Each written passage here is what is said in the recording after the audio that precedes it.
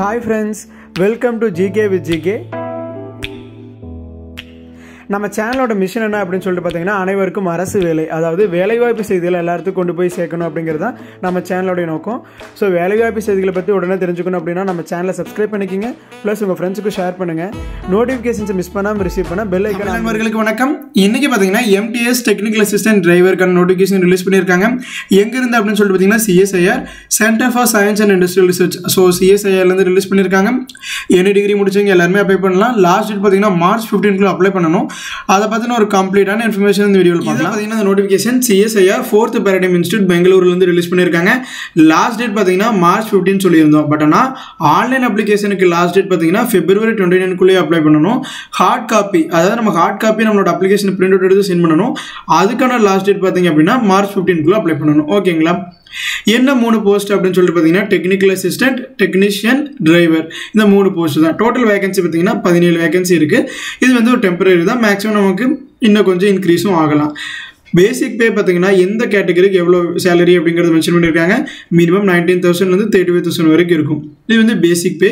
So அது போக நமக்கு allowances, dearness allowance, house rental allowance, travel allowance எல்லாமே சேர்த்து உங்களுக்கு இந்தியன் சேலரி பார்த்தீங்கன்னா மினிமம் 40,000 73,000 இருக்கும் அப்படிங்கிறது மென்ஷன் பண்ணியிருக்காங்க. அப்பர் ஏஜ் லிமிட் பார்த்தீங்கன்னா மேக்ஸிமம் 28 இயர்ஸ்க்குள்ளே இருக்கீங்க எல்லாரும் அப்ளை பண்ணலாம்.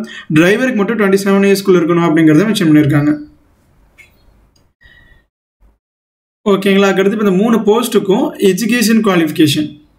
ஓகேங்களா? இப்போ இந்த டெக்னிக்கல் அசிஸ்டன்ட் அந்த போஸ்ட்டுக்கு பார்த்தீங்கன்னா என்ன எஜுகேஷன் குவாலிஃபிகேஷன் இருக்கணும் அப்படின்னா டிப்ளமா முடிச்சிருக்கேன் ஓகே அப்படின்னாலும் நீங்கள் அப்ளை பண்ணலாம். எந்த டிசிப்ளின் அப்படின்னா computer, IT, electronics and engineering, technology R equivalent.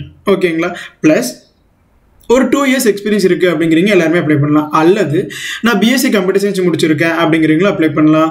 BSc IT முடிச்சிருக்கேன், நான் BCA முடிச்சிருக்கேன் வித் மினிமம் 60% ஆஃப் மார்க்ஸ் அப்படின்னா நீங்கள் எலிஜிபிள் தான். ஸோ அதே மாதிரி BSc computer science, IT, CT, BCA முடிச்சுட்டு அது கூட ஒரு நெட்வொர்க் அட்மினிஸ்ட்ரேஷனுக்கான சர்டிஃபிகேட் ஒரு 1 இயர் எக்ஸ்பீரியன்ஸ் இருந்துச்சு அப்படின்னா நீங்கள் எலிஜிபிள் அப்படிங்கிறத மென்ஷன் பண்ணியிருக்காங்க. ஓகேங்களா? அந்த செகண்ட் கேட்டகரியிலையும் 1 இயர் ஃபுல் டைம் கம்ப்யூட்டர் ரிலேட்டடான ப்ரொஃபஷனல் குவாலிஃபிகேஷன். நீங்கள் அந்த கம்ப்யூட்டர் ரிலேட்டடான ஏதோ ஒரு ஆஃபீஸில் நீங்கள் கம்ப்யூட்டர் ரிலேட்டடான ஜாப் ஒர்க் பண்ணியிருக்கீங்க அப்படின்னா அதுக்குண்டான ஒரு எக்ஸ்பீரியன்ஸ் சர்டிஃபிகேட் நீங்கள் சப்மிட் பண்ணுற மாதிரி இருக்கும். ஓகேங்களா? இது இதுக்குண்டான எஜுகேஷன் குவாலிஃபிகேஷன். ஸோ இதுலேயே இன்னும் 2 கேட்டகரி, அதாவது டெக்னிக்கல் அசிஸ்டன்ட்லேயே ஒரு 2 வேறு போஸ்ட் கோடுக்கு பார்த்தீங்க அப்படின்னா நமக்கு வந்து டிப்ளமோ வித் மினிமம் முடிச்சிருக்கணும். ப்ளஸ் ஒரு 2 இயர்ஸ் எலக்ட்ரிக்கல் ஃபீல்டில் மட்டும் இருக்கீங்க அப்ளை பண்ணலாம். இது பார்த்தீங்கன்னா எஸ்பெஷலாக சிவில் ஃபீல்டில் இருக்கீங்க அப்ளை பண்ணலாம். இது வந்து டிப்ளமோ 60% இருக்கீங்க எல்லாருமே அப்ளை பண்ணலாம். வித் ஃபீல்டு பார்த்தீங்கன்னா எலக்ட்ரானிக்ஸ், சிவில் ஆர் இன்ஸ்ட்ருமெண்டேஷன் இந்த ஃபீல்டில் இருக்கீங்க அப்ளை பண்ணலாம். அல்லது BSc எலக்ட்ரானிக்ஸ் அண்ட் ஃபிசிக்ஸ் முடிச்சிங்க அப்ளை பண்ணலாம். BSc ஃபிசிக்ஸ், BSc எலக்ட்ரானிக்ஸ் முடிச்சவங்களும் அப்ளை பண்ணலாம்.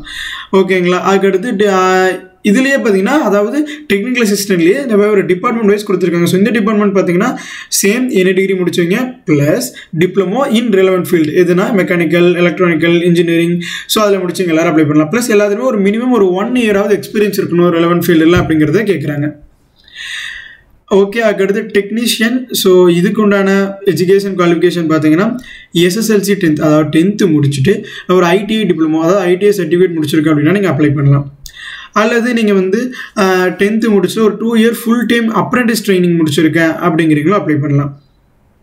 இல்லை நான் 10th முடிச்சுட்டு நான் அப்படியே வேலைக்கு போயிட்டேங்க, நான் அதுக்கப்புறம் எந்த ஒரு சர்டிஃபிகேட் கோர்ஸ் எதுவுமே பண்ணல அப்படின்னாலும் நீங்கள் அதுக்கப்புறம் ஒரு 3 இயர்ஸ் ஒரு கம்ப்யூட்டர் ஆப்ரேட்டராகவோ அல்லது ஒரு நெட்வொர்க் டெக்னீஷியனாக, ஒரு ப்ரோக்ராமிங் அசிஸ்டண்ட்டாக கம்ப்யூட்டர் ரிலேட்டடான ஃபீல்டில் நீங்கள் ஒர்க் பண்ணியிருக்கீங்க ஒரு 3 இயர்ஸ் அப்படின்னா நீங்களும் தாராளமாக அப்ளை பண்ணலாம். டிரைவருக்கு பார்த்தீங்க அப்படின்னா ஒரு வேகன்சி தான் இருக்குது. 10th முடிச்சுங்க எல்லாரும் அப்ளை பண்ணலாம். நமக்கு வேலையான டிரைவிங் லைசன்ஸ் இருக்கணும், வண்டி ஓட்ட தெரிஞ்சிருக்கணும். மினிமம் ஒரு 3 இயர்ஸ் இதுக்கு முன்னாடி அப்ளை பண்ணுறதுக்கு ஒரு 3 இயர்ஸ் முன்னாடி வரைக்கும் நீங்கள் வண்டி ஓட்டுனா உங்களுக்கு எக்ஸ்பீரியன்ஸ் இருக்கணும் அப்படிங்கிறத மென்ஷன் பண்ணியிருக்காங்க. ஓகே. இதுக்கு உண்டான செலெக்ஷன் ப்ரொசீஜர் பார்த்தீங்க அப்படின்னா ரிட்டன் எக்ஸாமினேஷன் கண்டக்ட் பண்ணுறாங்க. ஸோ அதுக்கு உண்டான பேட்டர்ன் நம்ம இப்போ பார்க்கலாம். ஃபர்ஸ்ட் டெக்னிக்கல் அசிஸ்டண்ட்டுக்கு பார்த்தீங்கன்னா ஃபர்ஸ்ட்டு அப்ளிகேஷன் ஸ்க்ரீனிங், அதை ஷார்ட்லிஸ்ட் பண்ணுவாங்க. அவங்களுக்கு ஒரு ட்ரேட் டெஸ்ட் இருக்கும். ட்ரேட் டெஸ்ட்டுங்கிறது நம்ம எந்த ஃபீல்டில் அப்ளை பண்ணுமோ அந்த ஃபீல்டு லெவலான ஒரு டெஸ்ட். அதுக்கப்புறமா ஒரு காம்படிட்டிவ் ரிட்டன் எக்ஸாமினேஷன் இருக்கும். அதில் கிளியர் பண்ணுறவங்களுக்கு தான் போஸ்ட். ஓகேங்களா? OMR பேஸ்டு தான், அதாவது கம்ப்யூட்டரில் ஒரு மல்டிபிள் சாய்ஸ் கொஸ்டின்ஸ் நம்ம அட்டன் பண்ணுற மாதிரி இருக்கும். கிராஜுவேஷன் லெவல் டிப்ளமோ முடிச்சிங்க எல்லாரும் அப்ளை பண்ணலாம். மொத்தம் 200 கொஸ்டின்ஸ் இருக்கும். 3 hours அப்ளை பண்ணணும். 3 hours நம்ம எழுதணும். பார்ட் 1 பார்த்தீங்கன்னா 50 கொஸ்டின்ஸ் இருக்கும். 100 மார்க்ஸுக்கு நெகட்டிவ் மார்க்ஸ் எதுவும் கிடையாது. இது வந்து mental ability test. Mental ability அப்படின்னா என்னென்ன டாபிக்ஸ் கவர் ஆகும் அப்படின்னா general intelligence, quantitative aptitude, reasoning, problem solving, situational judgement, இந்த கேட்டகரிஸ்லாம் இந்த மென்டல் எபிலிட்டி டெஸ்ட்டில் இன்க்ளூட் ஆகும். அதுக்கடுத்து பார்ட் 2 பார்த்தீங்கன்னா general awareness and English language. அதில் ஈச் 25 கொஸ்டின்ஸ் இருக்கும். 75 மார்க்ஸுக்கு. இதுக்கு நெகட்டிவ் மார்க் இருக்குது. ஒரு ஆன்சர் தப்பாக பண்ணீங்க அப்படின்னா அதுக்கு ஒரு மார்க் நெகட்டிவாக ரெடியூஸ் பண்ணிடுவாங்க. பார்ட் 3 பார்த்தீங்க அப்படின்னா கன்சர்ன்டு சப்ஜெக்ட். ஆமாங்க, இப்போ நான் வந்து சிவில் அப்ளை பண்ணியிருக்கேன் அப்படின்னா நீங்கள் part 1 mental ability test qualify ஆகணும். Part 2 general awareness English language clear பண்ணணும். அதுக்கப்புறமா பார்ட் 3ல உங்களுடைய ஸ்பெசிஃபிக்கான ஃபீல்டுக்கு உண்டான எக்ஸாமை நீங்கள் கிளியர் பண்ணணும். ஓகேங்களா? 100 கொஸ்டின்ஸ் இருக்கும். 300 மார்க்ஸுக்கு. ஸோ இதை நமக்கு மெரிட் பேஸ்டு கால்குலேட் பண்ண போகிறாங்க. ஸோ நல்லா ப்ரிப்பேர் பண்ணி கண்டிப்பாக நல்ல ஒரு ஸ்கோர் நீங்கள் ஸ்கோர் பண்ணிங்கன்னா மட்டும்தான் நீங்கள் கண்டிப்பாக ஷார்ட் லிஸ்ட் ஆக முடியும்.